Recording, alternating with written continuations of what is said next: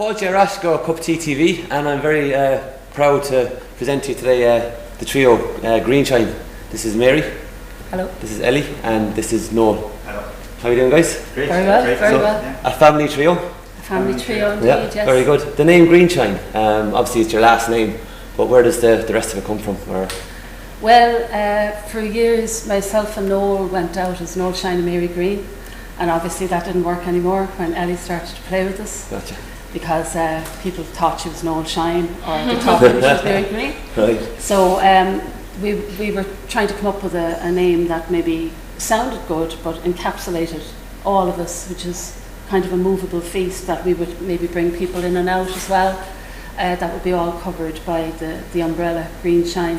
But funnily enough, I thought that it was a new thing until I was looking back over an ancient notebook where I was trying to come up with a name of a band that we were thinking of getting together at the time, and Greenshine was amongst one of the names on a very long list. Wow. So it's obvious, it's been around for a while, like, really. Very good. Yeah, perfect for you, see then? Yes. Yeah, fits perfectly. Great stuff. So maybe I know you've got a rich background in music, especially Mary and Noel. Obviously you're a lot younger than them, but if you'd like to talk about a little bit about that individually, if that's okay with you. Yeah, well, I grew up in County Clare, where we are tonight, and my mother, who's here tonight, was a musician, and my father was a musician, so I had no way of escaping really the music in the house, Yeah. as far back as I can remember.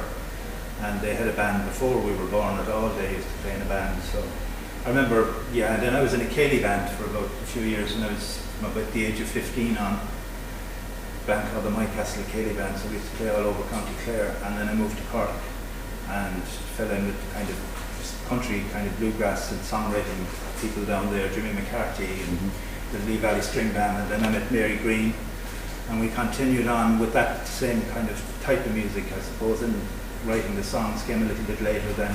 Okay. So, and then Ellie came along and joined us a few years ago, so it's a progression from the very beginning, really. Great stuff. Yeah. For me, it's kind of a case of history repeating itself, I suppose, because it comes from both sides.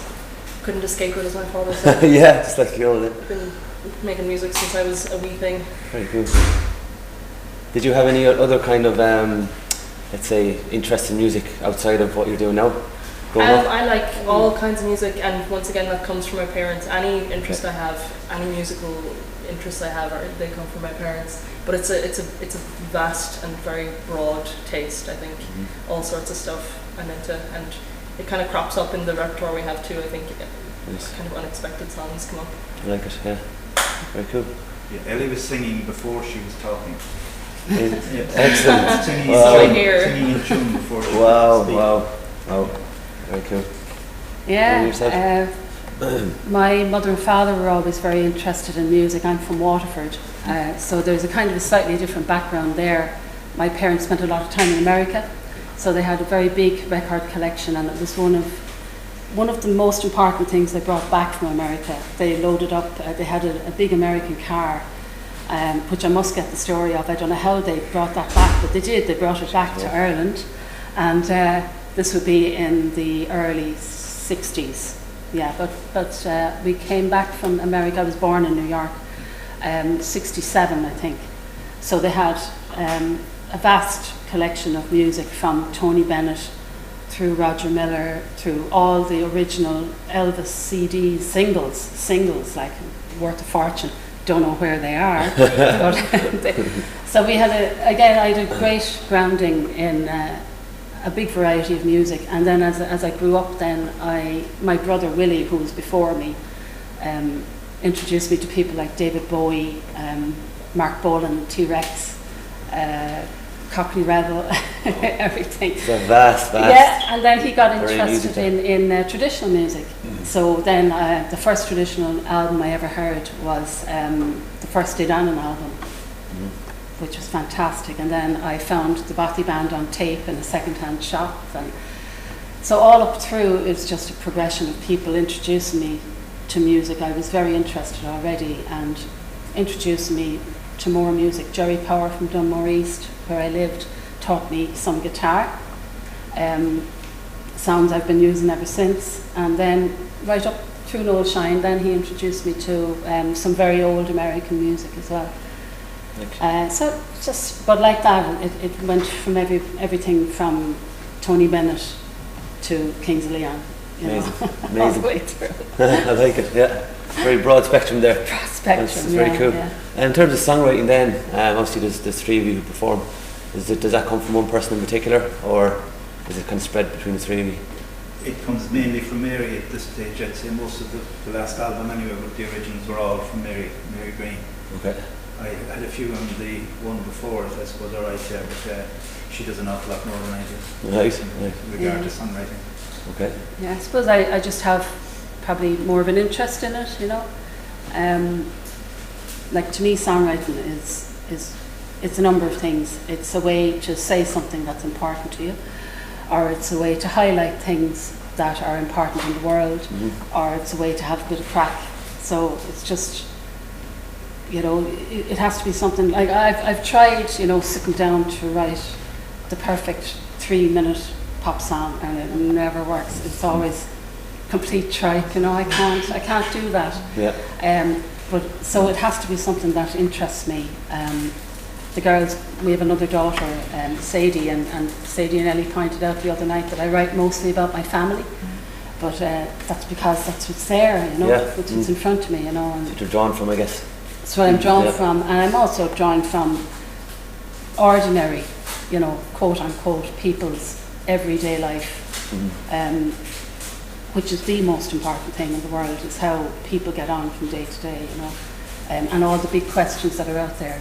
It still comes back to a family unit, or, you know, a couple or one person trying to make their way in the world, you know. We're waiting now for Ellie to write her first song. I haven't quite dipped into that area of the domain of the songwriting quite yet, but maybe I have the capacity in me somewhere. Oh, you do? I mean, can't wait for that one. I didn't start writing till I was nearly 30, you know, because there was so much. I knew so many good songs and so many good songwriters that I couldn't imagine that I could write a song, you know, when there's, you know, geniuses like Bob Dylan in the world, and I just, and it's all about just starting to write and not being hard on yourself, treating yourself as a baby songwriter, and with all the encouragement you would give a baby trying to walk or something, you know. Right. But and it's also like eventually you have to realise that the stuff you're writing is actually good, you know. It's fine, like it's, you know. Well, when you're drawn from your own kind of experiences, it's easy it's for your own other voice. people to relate to that as well, you know, and kind of latch onto that. There's a great quote from John Spillane about you guys as well, and I'd like to read it to you, and if you have any kind of reaction to it, I'd love to hear it. He said, "The heart," obviously referring to you guys, "the heart and soul of folk music coming from a deeper well." Coming from John Spillane. I thought that was beautiful. Well, that's my reaction to that is thanks very much, John.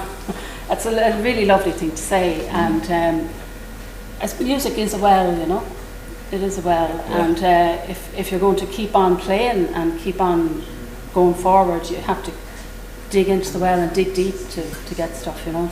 Our very first album was named after one of John Spillane's songs, right, Angel of the Best. Yeah, and we had his song on it, and I think we were the first people to cover one of his songs. We were, yeah. Lots of people have done it since, alright. Beautiful song, actually, yeah. But that would have been, and I played with John for a couple of years, way back in the early 80s. Yeah. So we were always good friends with John. We always shared a lot of music together, sessions in the house.